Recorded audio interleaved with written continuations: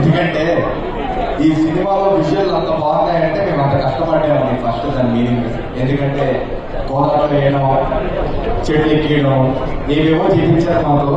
మమ్మల్ని full tank కూడా చేశారు. ఆ ట్యాంక్ పోవడానికి ఆల్మోస్ట్ ఒక 2-3 months పడింది. అలాగే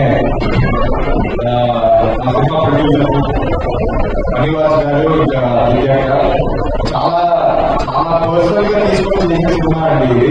చాలా ఎప్పుడు చూసినా బాస్ గారు ఈ సినిమా గురించి మాట్లాడటం, ఎప్పుడు చూసినా మా సెట్కి వచ్చి ఆయనే కూర్చొని ఈ షార్ట్ అని చెప్పడం. దాంతోపాటు ఆయన యూజువల్ ఎవరైనా ప్రొడ్యూసర్ ఒక 1-2 గంటలు వచ్చి సరిపోతుంది. నేను అలా కాదు, పొద్దున్న నుంచి సాయంత్రం దాకా అక్కడే కూర్చునే వాళ్ళు.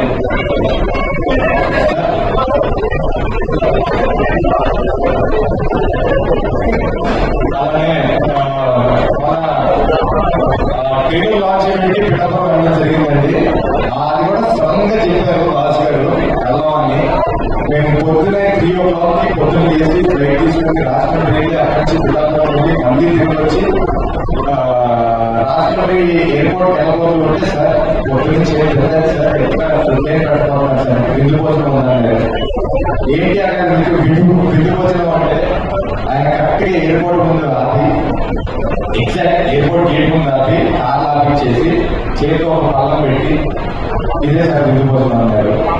ఆ తర్వాత సరే అని చెప్పి అక్కడి ఫ్లైట్ ఎక్కేటప్పటికి మళ్ళీ ఇప్పుడు ఎందుకంటే మాకు షూట్ ఉందన్నారు. నేను ఏదో జోక్ చేద్దాం అనుకున్నాను, నిజంగా షూట్ పెట్టారండి. ఆ రోజు నిజంగా 6 o'clock షూట్ పెట్టారు.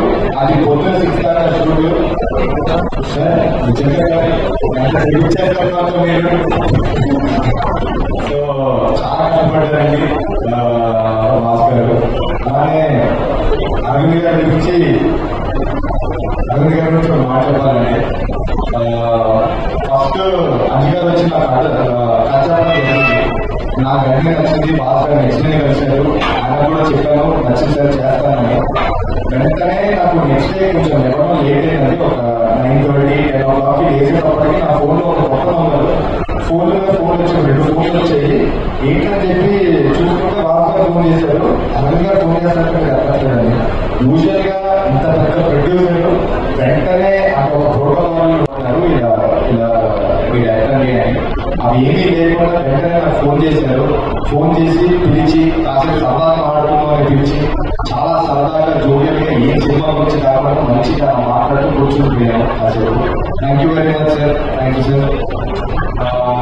అలానే ఈ సినిమా బాగా రావడానికి కారణమైన మా డిఓపి గారు